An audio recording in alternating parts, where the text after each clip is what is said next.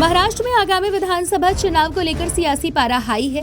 सभी दलों ने अपनी अपनी तैयारियां शुरू कर दी हैं। वहीं इस चुनाव में किसकी जीत होगी और कौन हारेगा, इसे लेकर कई तरह के दावे भी किए जा रहे हैं। इस बीच शरद पवार गुट ने एक चौंका देने वाला दावा किया है और बीजेपी को 62 से 67 सीटें मिलने का अनुमान जताया है। महाराष्ट्र के नागपुर में सोमवार सुबह एक तेज रफ्तार लग्जरी कार ने 2 अन्य कारों और एक दोपहिया वाहन को टक्कर मार दी थी। वहीं इस दुर्घटना में दोनों कारें और दोपहिया वाहन क्षतिग्रस्त हो गए और कार में सवार लोगों को मामूली चोटें आई। जिस कार से दुर्घटना हुई वह बीजेपी प्रदेश अध्यक्ष चंद्रशेखर बावनकुले के बेटे संकेत बावनकुले के नाम पर पंजीकृत है।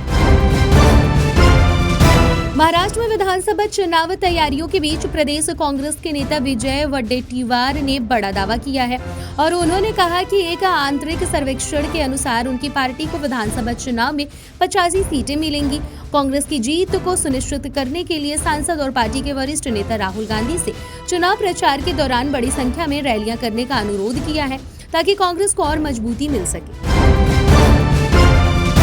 महाराष्ट्र में कुछ महीने बाद विधानसभा का चुनाव होना है। चुनाव से पहले असदुद्दीन ओवैसी की पार्टी AIMIM ने गठबंधन के लिए महाविकास अघाड़ी की तरफ हाथ बढ़ाया था। वहीं अब इस पर उद्धव गुट के सांसद संजय राउत की पहली प्रतिक्रिया आई है। महाराष्ट्र में पूर्व गृह मंत्री अनिल देशमुख और डिप्टी सीएम देवेंद्र फडणवीस के बीच बड़ा विवाद खड़ा हो गया है। दोनों नेता एक दूसरे पर गंभीर आरोप लगा रहे हैं। बीजेपी पदाधिकारियों को झूठे मामले में फंसाने की कोशिश के आरोप में सीबीआई ने अनिल देशमुख समेत कई लोगों के खिलाफ मामला दर्ज किया है। महाराष्ट्र के 288 सदस्यों वाली विधानसभा के लिए नवंबर में चुनाव होने की संभावना है, लेकिन उससे पहले प्रदेश में राजनीति चरम पर है। महाविकास अघाड़ी और महायुति दोनों गठबंधन पूरे जोर शोर से चुनावी मैदान में उतरने को तैयार है। इस बीच राजनीतिक गलियारों में चर्चा है कि शरद पवार की एनसीपी और समाजवादी पार्टी ने अपनी राहें अलग कर ली। AIMIM चीफ असदुद्दीन ओवैसी ने ऐलान किया कि पार्टी के पूर्व सांसद इम्तियाज जलील विधानसभा का चुनाव लड़ेंगे।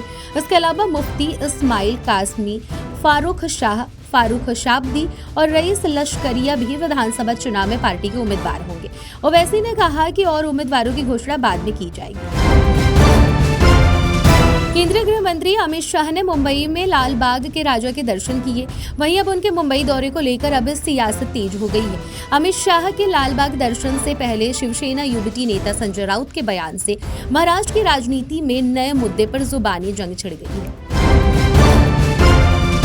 अमेरिका में राहुल गांधी के बयान पर शिवसेना यूबीटी के नेता संजय राउत ने नेता प्रतिपक्ष का समर्थन किया है और राउत ने कहा कि राहुल गांधी ने जो कहा है उसमें गलत क्या है। राहुल गांधी ने सही कहा है। भाजपा ने 10 सालों में धर्म जाति का तुष्टीकरण किया है। नागपुर में एक गंभीर सड़क दुर्घटना में एक लग्जरी ऑडी कार ने कई वाहनों को टक्कर मार दी। बता दें कि यह कार महाराष्ट्र बीजेपी प्रमुख चंद्रशेखर बावनकुले के बेटे संकेत के नाम से पंजीकृत है, जिसकी पुष्टि खुद बावनकुले ने की है। वहीं इस घटना के बाद राजनीति का हलचल तेज हो गई है और विपक्ष ने बीजेपी पर निशाना साधना शुरू कर दिया है।